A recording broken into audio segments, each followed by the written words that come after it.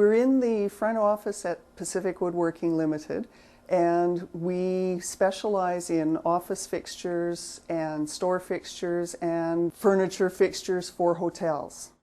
Cabinet makers here take a project from start to finish.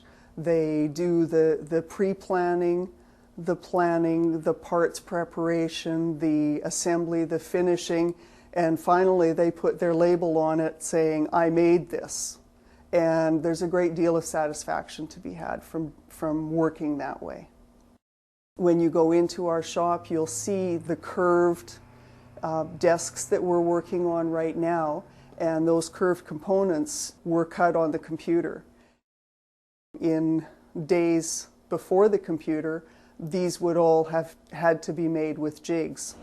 There are a lot of elements that are common to what our grandfathers would have done, but our grandfathers would be quite surprised, and grandmothers would be quite surprised at how much assistance computers give us in our work. The computerized equipment that we use in our shop includes two computer-controlled cutting machines, and also a computerized shaper, sander, and beam saw. The big advantage that computerized equipment gives us is speed, accuracy, and repeatability. I think we use the computers as just another tool. They certainly don't do the main part of the job. There's a great deal of creativity and skill required to do this trade, and it's very rewarding.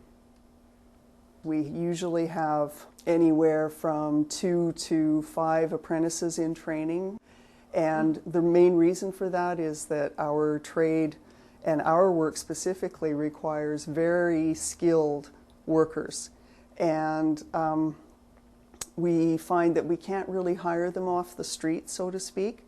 We like to train our own people and have had a great deal of success having people take the apprenticeship program. They bring a willingness to learn and a great deal of enthusiasm for the work that they're learning to do. Here at Pacific, I do pretty much everything that's given to me, from low-end sanding to high-quality cabinet making work. This is the assembly shop, where we do most of the assembling of all our woodworking. This right here is a carcass for a reception desk. I chose apprenticeship because I didn't feel like being stuck behind a desk all day in university and come out without a job or don't know what I'm going to do.